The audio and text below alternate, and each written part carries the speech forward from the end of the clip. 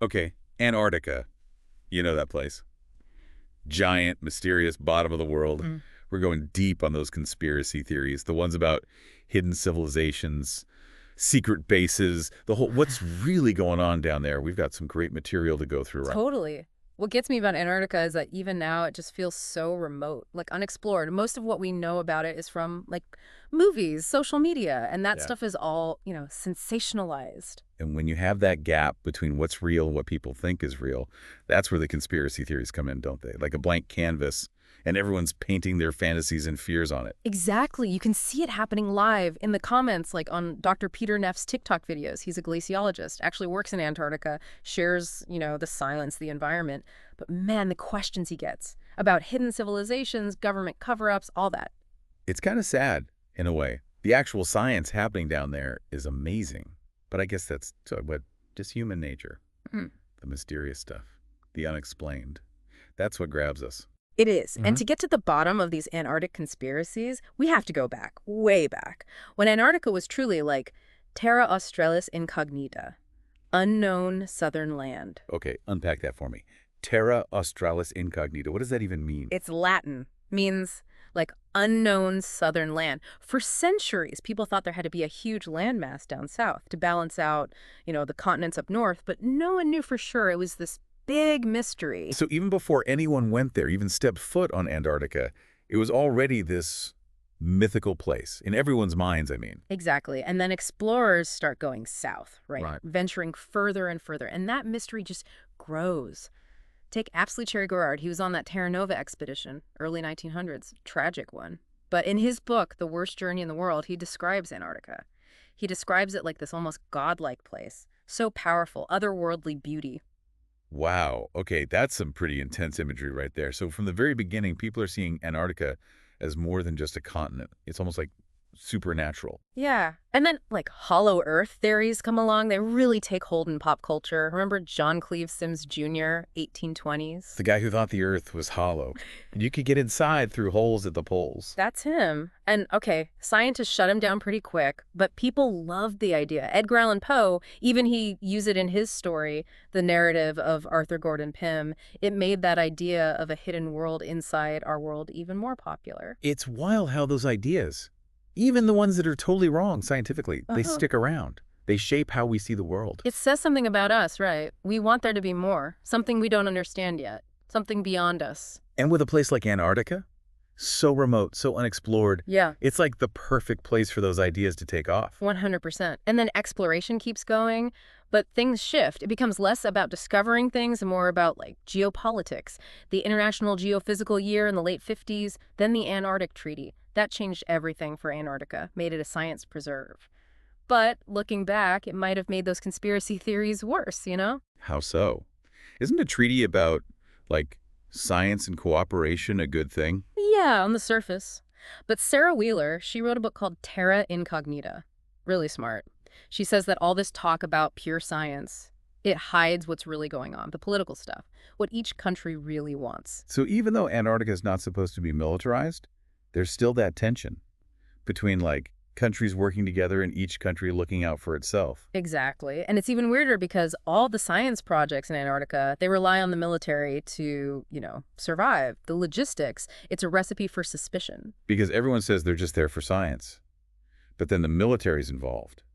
And you think, wait, what are they really doing? Yeah, it feeds that whole narrative that something else is going on, something they're hiding from us. And that brings us to probably the biggest name in Antarctic conspiracies, Richard Byrd. Oh, yeah. Admiral Byrd, the pilot, led those big expeditions to Antarctica. His name, it's like synonymous with those stories. Hidden civilizations, lost diaries, encounters with the unknown. And those theories, they mostly come from his involvement in those huge operations, right? Like Operation High Jump, Operation Deep Freeze, back in the mid-20th century. Right, those expeditions. So big, so much military involvement. People started asking, what were they really after down there? And you take those questions, combine them with how mysterious Antarctica already was, and boom, the conspiracy theories start popping up. It's kind of amazing, isn't it? How history, exploration, and people's imaginations all come together, and you get these stories. Some of them pretty out there. Okay, so we've got this whole background, mystery, secrets, everyone wanting something different. Then you throw in a guy like Byrd, perfect recipe for conspiracy theories. But what about the theories themselves? Where did those ideas come from? Well, that's where things get interesting. Let's dig into some of the most popular ones, see what they tell us about not just how we see Antarctica, but our fears about the world in general. Okay, so how about this one? Hidden civilization in Antarctica. This one's all tied up with Bird, too. It's about this lost diary he supposedly had, Yeah. full of crazy stuff, right? Like him meeting this super advanced society under the ice. Sounds like a sci-fi movie, honestly. But what is it about that idea, a hidden civilization? Why does that get people so excited? Especially in a place like Antarctica, I mean.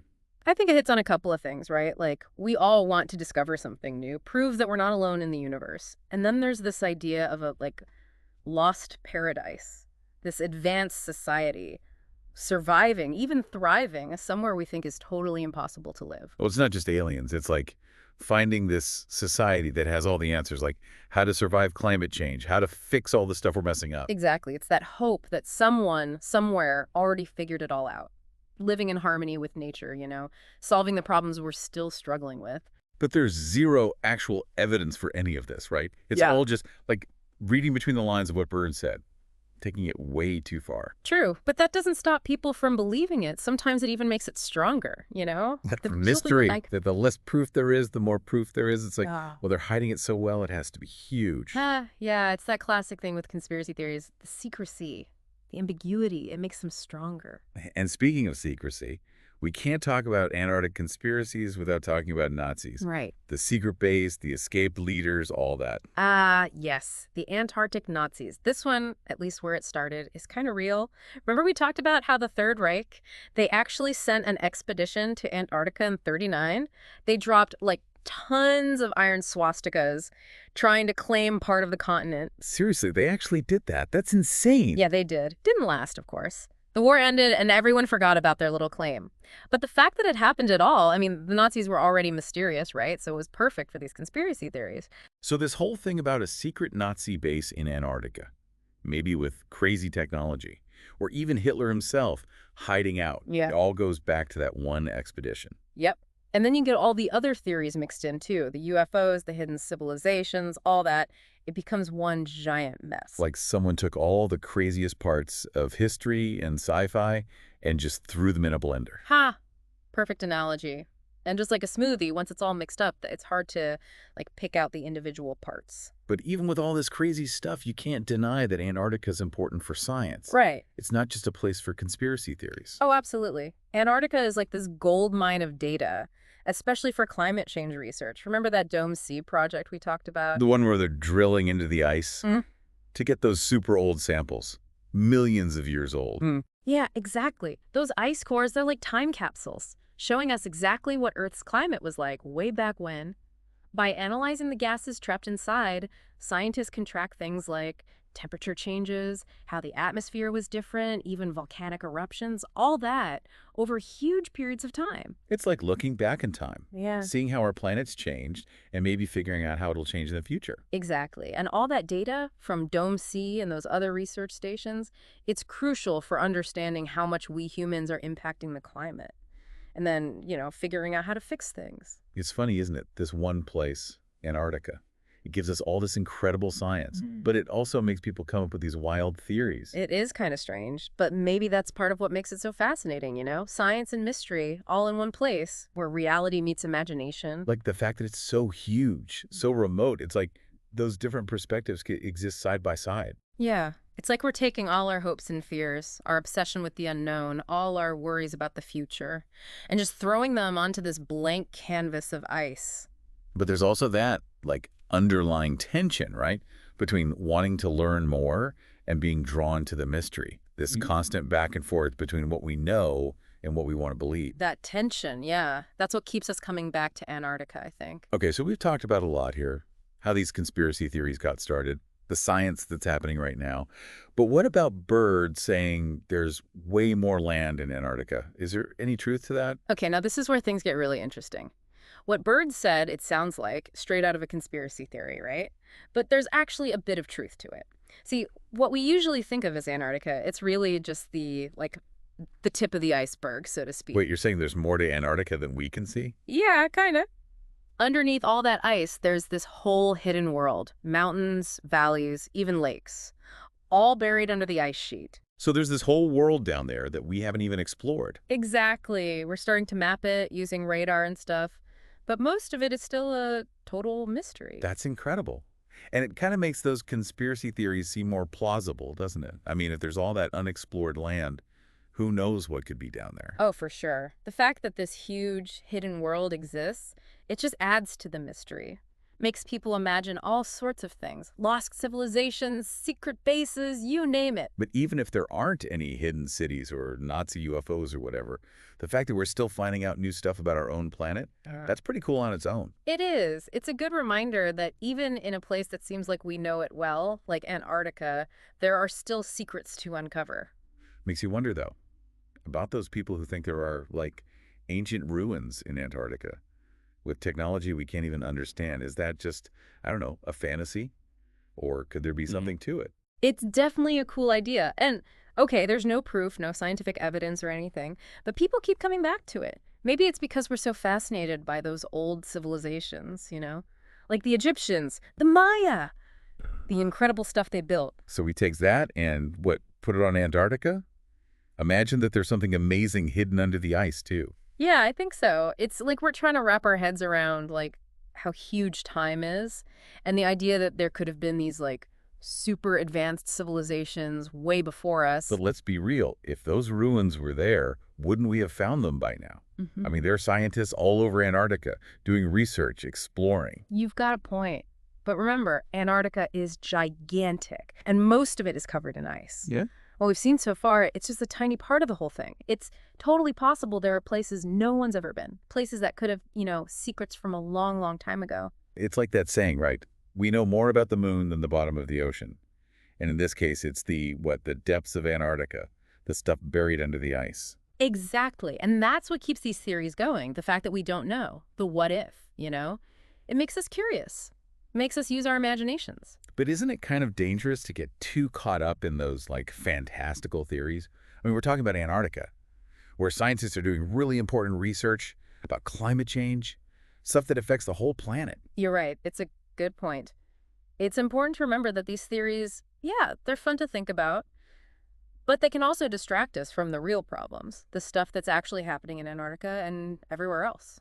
So how do we, balance those two things? Mhm. Antarctica being this place for super important science, but also this place where people come up with all these wild theories. It's tricky. I think the key is to be, open-minded, but also skeptical, Be curious about the mystery, the unknown, but always come back to the evidence. Use critical thinking. So don't just ignore the conspiracy theories.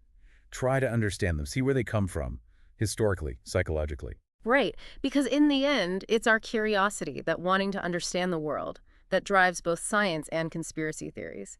It's just about finding that balance. That's a good way to put it, because Yeah. whether we're looking for evidence of, lost civilizations or studying how climate change is affecting things, it's all about that same drive, right? To explore, to understand. Exactly, and maybe that's what Antarctica really teaches us. It makes us question what we think we know. It shows us how much we still don't know. And it reminds us that there's always more to discover about the planet and about ourselves, too. So, to everyone listening, think about this. As we learn more about Antarctica, do those conspiracy theories just disappear? Or do they change, adapt to the new information? Yeah. Maybe the real question isn't about proving or disproving them, but understanding why we need them, why we create these stories when faced with the unknown. Because let's face it, Antarctica is going to keep doing its thing, holding on to its secrets, being this big mystery. And it's going to keep sparking our imaginations, making us question everything, probably for a long time. And who knows, maybe someday we'll figure out all those mysteries. Or maybe we'll just come up with new ones. Either way, the exploring, the discovering, that never really ends.